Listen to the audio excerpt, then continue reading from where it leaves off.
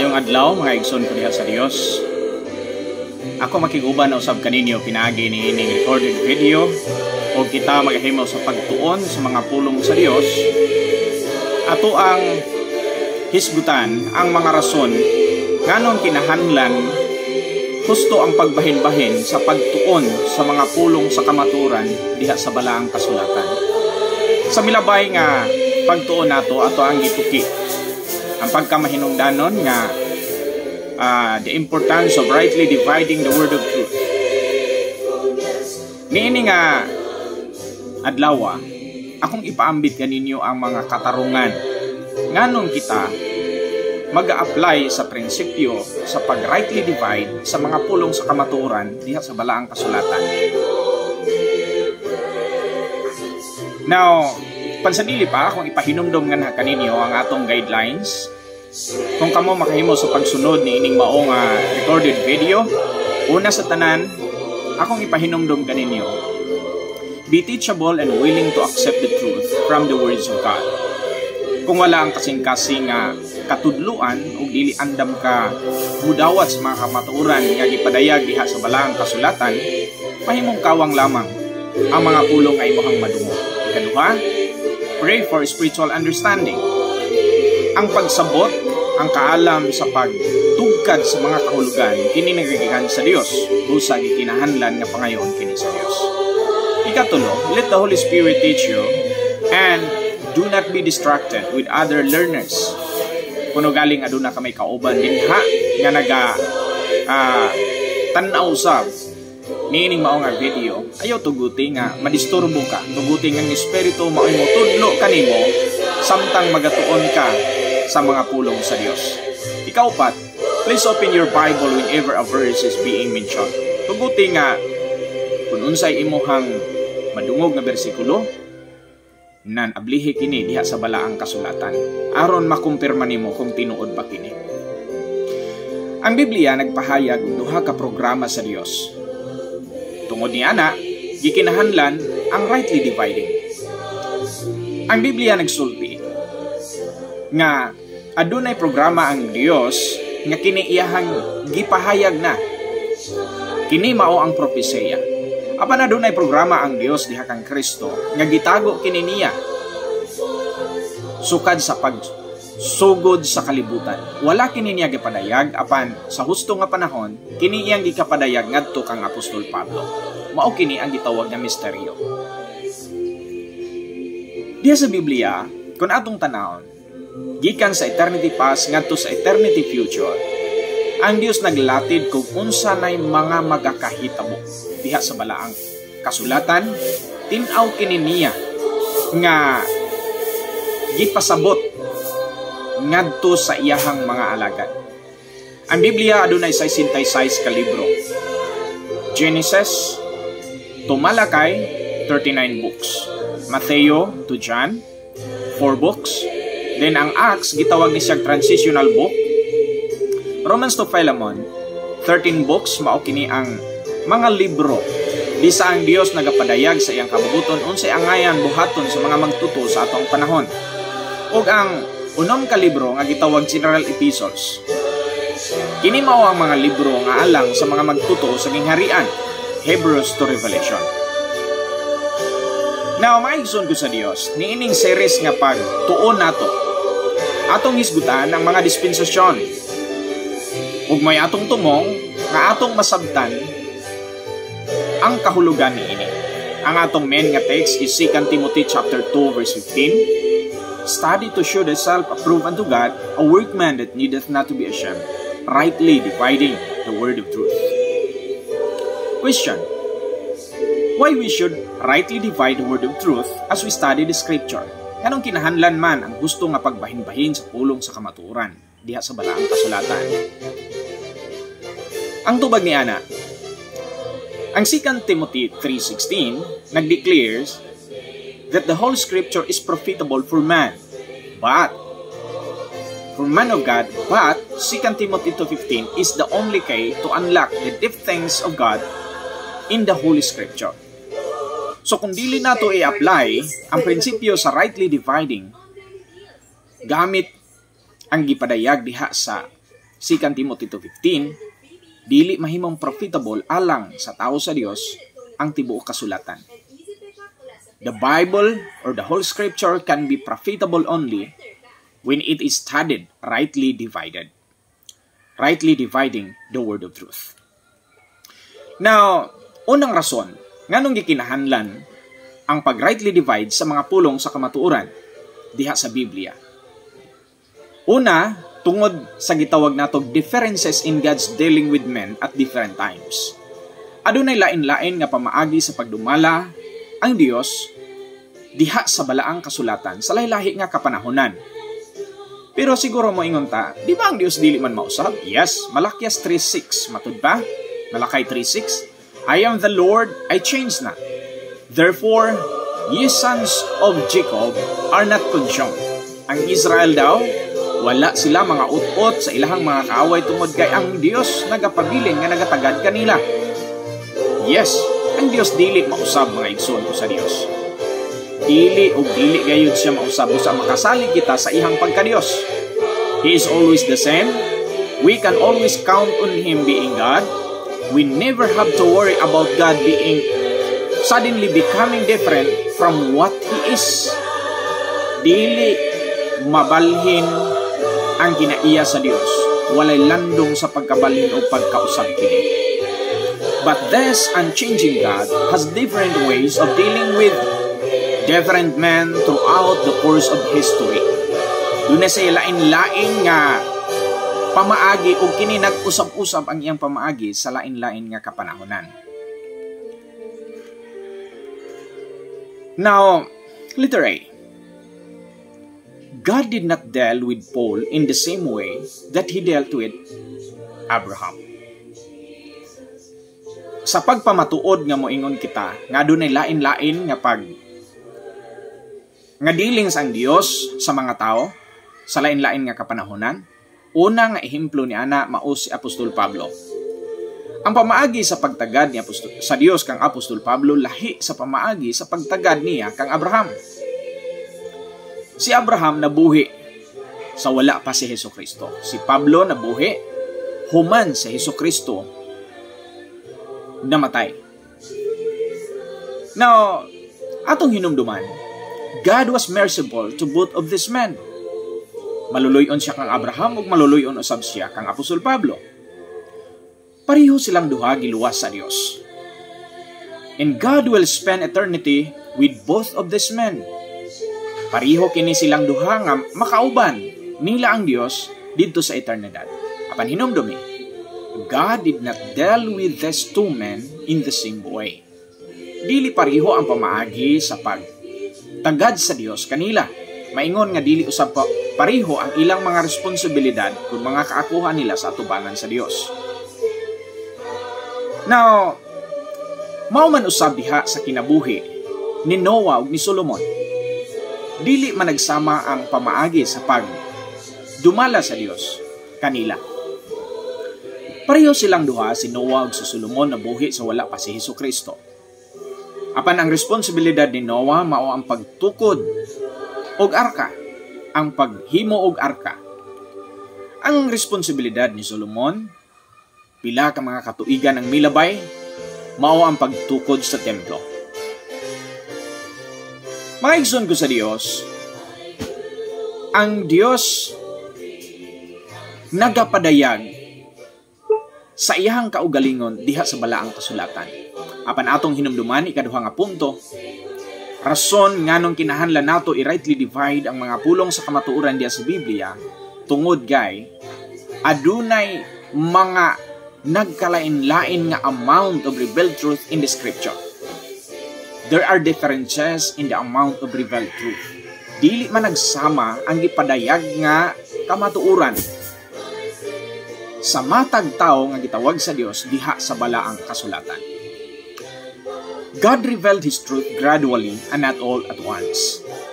Adunay gipadayag niya kanhi nga gipulihan niya sa nagsunod nga dispensasyon. O kaha adunay gipadayag niya kanhi apan gipadayon pero gipalambo niya kini. So gikan sa eternity past ngadto sa eternity future, ang Biblia mao ay magsilbing mapa sa mga plano sa Dios ug magsilbing giya sa mga tao kung saon niya pagkabot ang kahimuot sa Dios. Mao lamang nga kinahanglan niya nga tun-an ang balaang kasulatan sa husto nga pagbahin-bahin sa pulong sa kamatuoran. Now, hinumduman nato, certain things were revealed to Adam, but there were many things God did not reveal to him. Doon na may gipadayag ang Dios ngadto kang Adam, pero dili tanan ihang nakatunan. Doon na pa'y mga kamatuoran nga later na gipadayag sa Dios ug dili na sa iyang panahon. Later, God revealed even more things to Abraham. But in history, God revealed even more things to Moses and to David. After the death and resurrection of Christ, God revealed even more things to the Apostle Paul. Kini mao ang atong mabasa diha sa Galatians chapter 1 verse 12, Ephesians 3 up to 5. Tanaw nato kini nga passage sa Ephesians chapter 3 verse 3 up to verse 5. Ingon siya, how that by revelation He made unto me the mystery. Take note, usa ka tinagog ipadayag ngadto kang Apostol Pablo. For, whereby when ye read, ye have understand my knowledge in the mystery of Christ. 5, which in other ages was not made known unto the sons of men, as it was now revealed unto His holy apostles and prophets by the Holy Spirit. So, doon na pa'y mas labaw pa nga mga kamaturan nga gipadayag ang Dios o kini si Apostol Pablo lamang ang nakadawat sa maong kamaturan. And finally, after Paul, the other apostles had died. God revealed even more truth to the Apostle John. Revelation chapter 1 verse 1 up to verse 3 and verse 9 up to verse 12. Kini mao ang pagpadayag sa Dios sa mga magakahitabo sa kaulahiang mga adlaw sa panahon unya nga sa Hesukristo muhari na o mupadayag mubalik din sa kalibutan aron muhari mga igsoon sa Dios. Remember, God uses the same kind of method with individual as well. Bisan sa atong panahon, gigamit kini nga method sa Dios. Sa diha ba nga naluwas ka? Diha-diha ba dayon nimo nakatunan ang tanang mga butang sa Kristohanong pag-alagad? Does God reveal His truth to believers all at once, or does He reveal His truth to believers gradually? Of course, gipadayag sa Dios ang mga kamatuuran, ang mga revelasyon mahitungod sa pag-alagad sa Dios, inanay mga igsoon ko. Maingon nga, ang ginikanan, maghatag siya o gatas sa iyahang masuso pala nga anak. Mauman usab ang Dios. God gives baby Christians milk, and He wants to give more mature Christians meat. Pareho nining atong pagtuon karon. Dili kini mahimong dali matugkad sa usa ka simple lang nga nagtuo sa Dios. Kung bata pa diha sa pagtulunan, mahimong dili kini maghatag kaniya og interest. Kining mao nga mga pulong ato ang gihisgutan. Apan ni adtong inanay nga nag-uswag ang iyang kahibalo ug pag-ila sa atong Ginoong Hesukristo, nan siya magaka-interest mahitungod ni ining mga butanga. Now, padayon kita. If God were to give us all of His deep truth when we first get saved, we would never be able to digest it all. Dili nato kini madawatanan o dili kini kung usa pa ka bata, dili kita mahilisan niini. A first grader is not ready to do geometry. Geometry, algebra, calculus, etc. will come at a later stage and at an older age. But the young student must first learn to add and subtract. Mabito na'y gibuhat usab sa ato ang mga eskwelahan. Ikaduha, God revealed Himself in a book which we call today the Bible. Sa ato nga panahon, ang pagpadayag sa Dios lahi kaysa pagpadayag sa Dios sa ihang kaugalingon ug siyang kabubuton sa panahon ni Adan ug sa milabay pa nga mga katawhan dito sa Daang Testamento. Ang Dios nagapadayag sa iyang kaugalingon sa Biblia, ang 66 ka libro. But remember, God did not give man the Bible all at once. Inanay kini niyang gipadayag ang mga kamaturan hangtod nga makumpleto kani. Karon atong tan-awon diha sa balaang kasulatan, ang mga iladong mga tao, Dios nun nga mga tao sa karaang kasaysayan diha sa Biblia. Ug atong tan-awon unsay ilahang kinabuhi sumala sa revelasyon nga gipadayag sa Dios diha kanila. Si Adan, wala siya Biblia, but he walked with God in the cool of the garden, according to Genesis chapter 3 verse 8. Si Abraham, wala siya Bible, but at different times God appeared and spoke to him. Genesis 17:1, chapter 18 verse 1. Moses has his Bible. Dunay Bible si Moses. Kini mao ang Genesis, Exodus, Leviticus, Numbers, and Deuteronomy. Si David, his Bible contained 5 books that Moses had, as well as Joshua and Judges, and many of Psalms which he wrote, etc. His Bible contained most of the Old Testament books, but not all of them. Si John the Baptist, his Bible contained all of the Old Testament books, but none of the New Testament books. Si Apostol Pablo, his Bible contained the Old Testament books and most of the New Testament books, but not all of them. Apostle John, his Bible contained all of the Old Testament books and all of the New Testament books. Shortly before he died, God used him to write the last New Testament, and that is the book of Revelation. Ikaw, ako. The Bible contains all of the Old and New Testament books. Pila gani kalibro? 66 in all. Now, the Bible you have in your hands is much thicker than the Bible that David had, that Moses had, and other people in the Old Testament times. Mas baga ang atong Biblia kaysa ilahang mga Biblia igsuon ko sa Dios.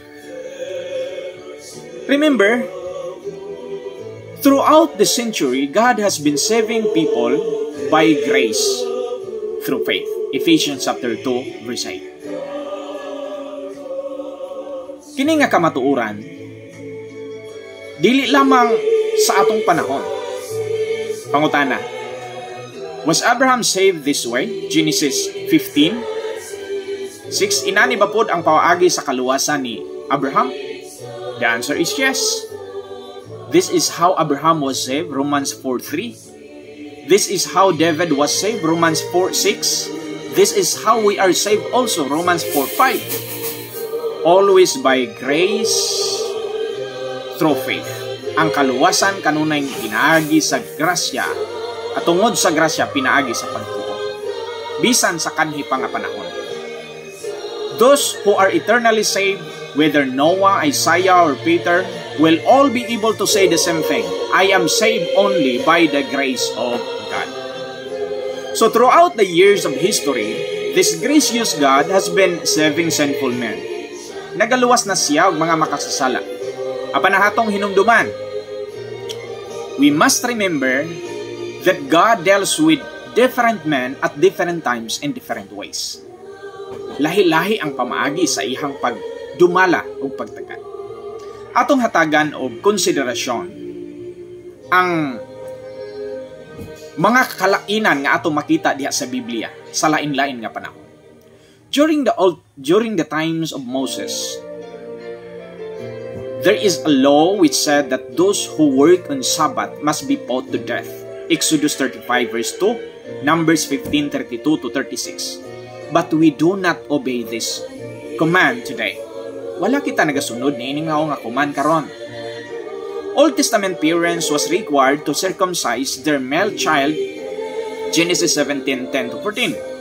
But today parents can choose to have this done or not. Kaniadto gikompulsory sila nga ipatuli gyud ang ilang mga bata. Pero sa atong panahon, pwede ang ginikanan adunay pagpili kung iya bang ipatuli kini o dili. Old Testament believers offered an animal sacrifice for sin. Kini atong mabasa sa 1 Samuel 7:9, Leviticus 3:7, Leviticus 4:32. But not the believers today. So kini nagpakita og kausaban, kalainan, dili man nagsama ang obligasyon ug dili managsama ang pamaagi sa pagdumala sa Dios sa lahi-lahi nga panahon. As we read and study the Bible, we soon learn that there are certain key events which took place that made a big difference. Mao nang kinahanglang tun-an gyud ang Biblia. These events brought about some amazing changes and differences. Some of the major events of the Bible are this. Tanaw nato ni mga igsoon ko sa Dios. The fall of man. Is there a difference between Genesis 2:25 and Genesis 3:7? So tanaw nato. Genesis chapter 2, okay? Verse 25. God made the best of the earth after his kind, and after their kind, and everything that creepeth upon the earth after their kind. And God saw that it was good. Take note, God saw that it was good. Genesis 3:7. Tanaw na nato ang giingon sa Biblia kung doon na ba'y nausap. And the eyes of them both were open, and they know they were naked, and they sewed fig leaves together and made them aprons.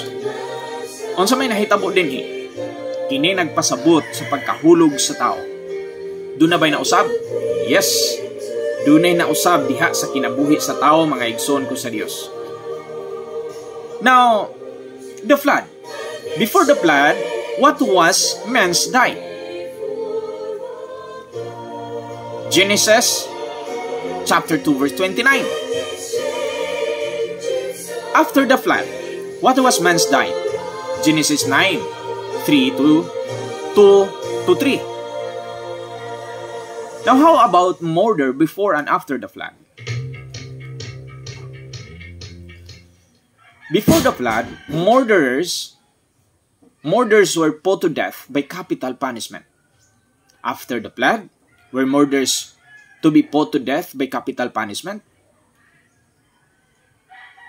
Mga igsoon ko sa Ginoo, yes, there are differences in the Bible. Before and after Babel. Before Babel, judgment, how many languages were there on earth? According to Genesis 11:1, there is only one language. After this judgment, how many languages were there? Genesis 11:7-9. Bidaghan ang mga pinulungan. Gilibog sa Dios ang katawhan. Before and after Abraham. Prior to Abraham, there was only one group of people in the world, commonly referred to as Gentiles. After Abraham, there were two groups of people in the world, Jews and Gentiles. Before Abraham, circumcision was never commanded by God to be a sign for anything. But in Abraham's time, and after it was. Doon nagipagkausab igsoon ko sa Ginoo. How about the dietary laws before and after Moses and after the cross? Before Moses, no detailed dietary laws. During the time of Moses, there were dietary regulations, chapter 11 of Leviticus. After the cross, dietary regulations were changed, were amended. Before and after conversion of Paul. Before the conversion of Paul of Tarsus, there were two groups of people in the world, Jew and Gentiles. After Saul of Tarsus became the apostle, there were three groups of people in the world, Jew, Gentiles, and the new creation, the body of Christ. 1 Corinthians 10:32 and 12 verse 13. So sa katapusan, mga igsoon ko sa Dios, kini ang mga hinungdan nganong kinahanglan nato i-apply ang rightly dividing principle as we speak the Holy Spirit. There are God's dealing with different men in different times. There are differences in the amount of revealed truth in the Scripture. There are some obvious differences in the Holy Scriptures. There are different changes before and after an event happen in the Holy Scripture. So, ang Biblia ug ang Dios nagdemand to study the Bible and rightly divide the word of truth. Dinhi lamang taman, mga igsoon ko sa Dios, hinaot kini nga mga pulong sa pagtuon sa balang kasulatan, nakahatag kaninyo og dugang nga interes nga mutuki pa. Dalaygon ang Dios.